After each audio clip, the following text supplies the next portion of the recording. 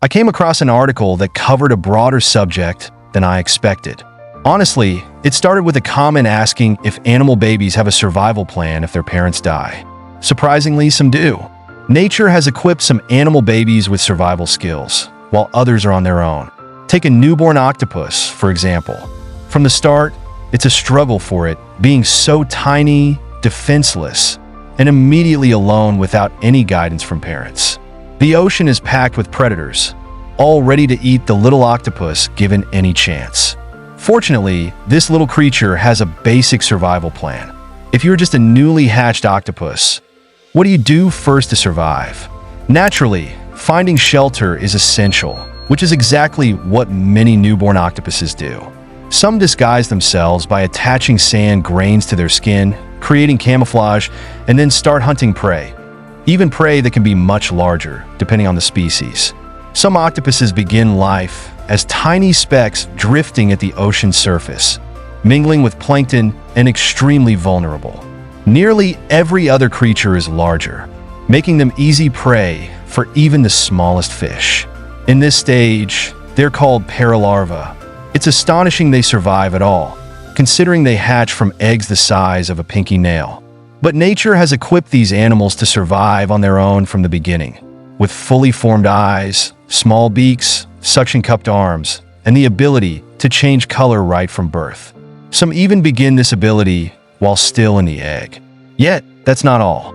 Unlike human organs, which grow and develop over a lifetime, baby octopuses have unique temporary organs from the embryonic stage that eventually disappear. Scientists puzzled over these organs, which look a bit like dandelion flowers. Why have these organs if they vanish? Recently, two theories emerged. The first theory is that these structures help with navigation by letting octopuses move with ocean currents, as they are so tiny that currents are the main way they can travel. When extended, these structures increase their surface area by 2/3, helping them move more effectively.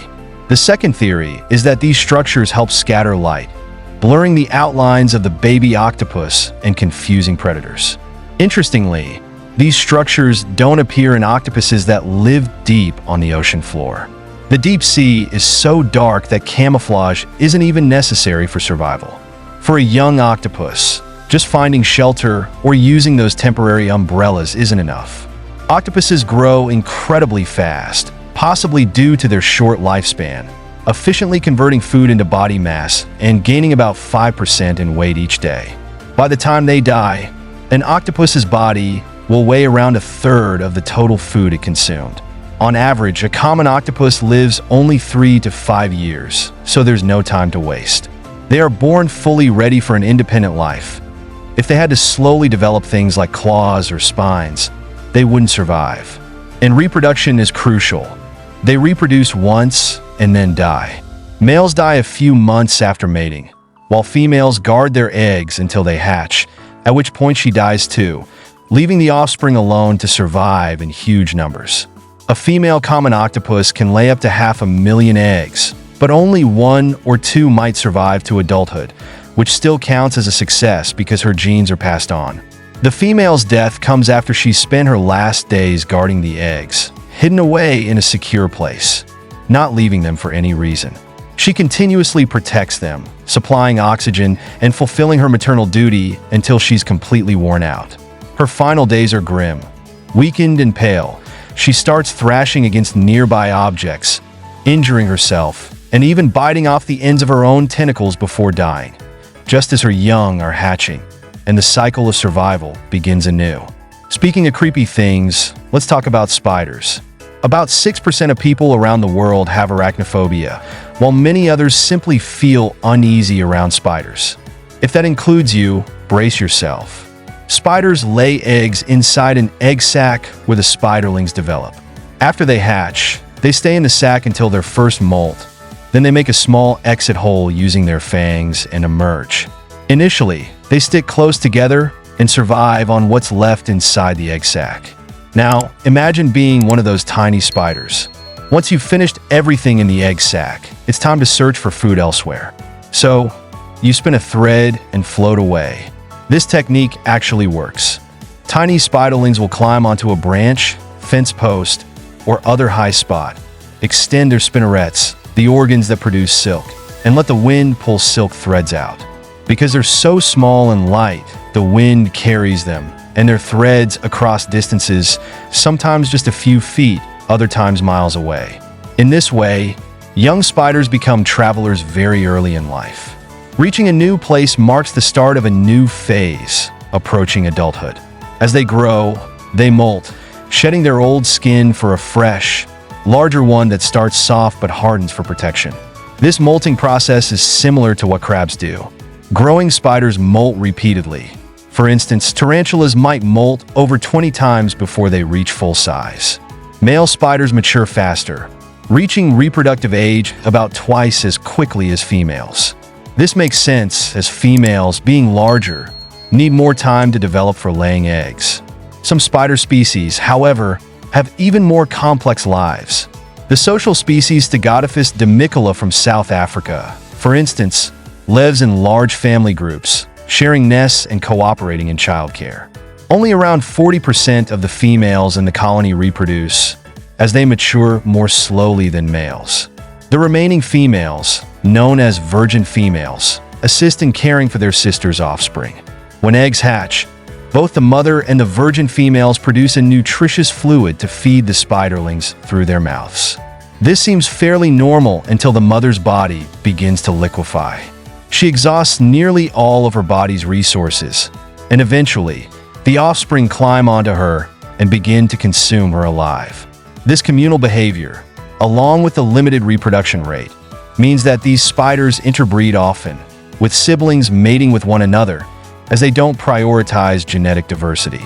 Interbreeding may explain why virgin females readily care for their relatives' young, as they share a large amount of genetic material with them.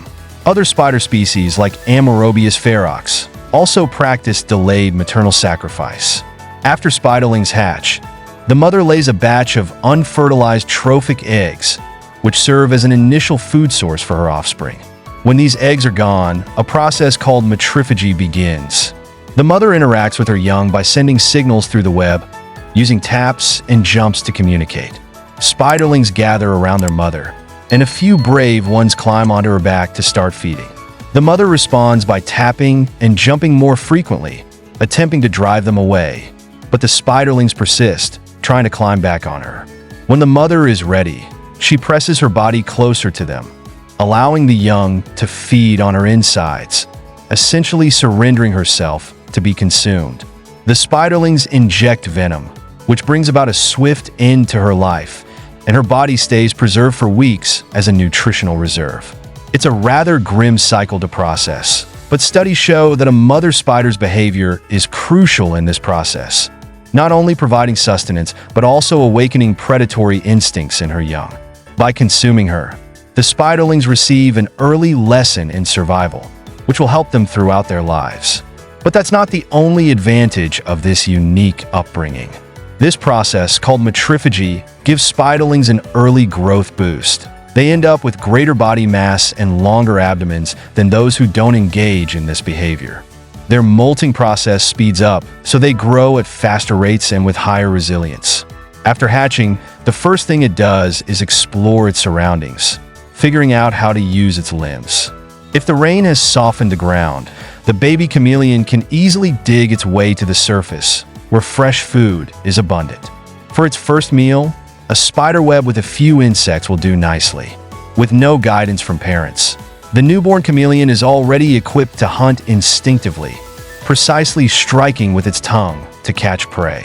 However, this doesn't apply to all chameleons, as some species are actually live-bearing, a trait seen mostly in cooler regions. Even in these cases, young chameleons survive independently without any parental help. This isn't an easy task, as nightfall brings a sharp drop in temperature, and newborn chameleons must act quickly to survive. If they don't find shelter and vegetation before the cold sets in, they lose the ability to move and risk dying from the chill. Luckily, most newborns instinctively find cover fast, showcasing their inborn survival skills and complete independence. The loneliest chameleons are those of the Furcifer labordi species from Madagascar. Females lay their eggs just before winter, which then develop over 8 to 10 months, hatching right before the summer rains. By this time, however, all the adult chameleons have already grown old and died, leaving no adults alive. These chameleons have an incredibly short lifespan, just 4 to 5 months, the shortest of any four-legged vertebrate. So, baby chameleons emerge in a world without a single adult example of how to live as a chameleon. For animals born entirely independent, survival relies solely on instinct, but the situation is still striking. A world of young chameleons without any adults, not even for guidance that I in these extreme conditions. The newborns hatch all at once and must grow rapidly. They gain around 2 to 4% of their body weight daily, reaching sexual maturity in just 2 months. After laying eggs, their health declines rapidly. Their grip weakens and many fall from trees. By April, all adults have perished, and the species is absent from Madagascar until the next generation hatches in November. This peculiar life cycle remains a mystery to researchers. Now picture yourself as a baby praying mantis, one of perhaps 14, or even one of hundreds. Female mantises lay egg clusters in a protective foam that hardens to endure winter. In the spring, you hatch, and at this stage, you're called a nymph. When it's time for your first meal as a mantis nymph, you might find yourself eating another mantis, maybe even a sibling. It's not about preference. It's simply that your predatory instincts kick in right away, and being naturally aggressive, you turn to the nearest food source.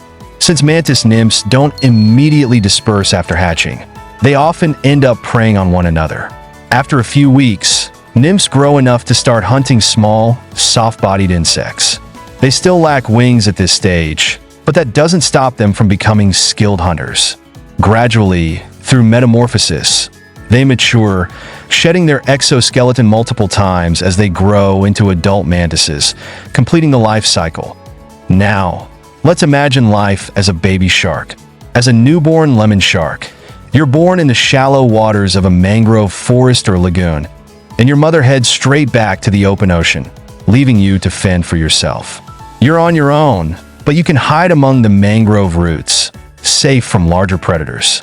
It will take about 2 or 3 years to develop the hunting skills needed to venture out to sea that if you were a baby sand tiger shark. However, survival would start much earlier and far more brutally. Female sand tiger sharks have 2 uteri, each filled with many eggs. When these eggs hatch inside the uterus, the embryos quickly develop teeth. Almost immediately, they begin killing and eating their siblings, as well as any unfertilized eggs. This brutal fight for survival continues until only one embryo remains in each uterus. As a result, only 2 offspring are born, the last survivors of their litters. They enter the world already large, about 3 feet in length and well practiced in the art of predation. This fierce strategy, called intrauterine cannibalism, was discovered in 1948 when a scientist studying a sand tiger shark's womb was unexpectedly bitten by one of the embryos.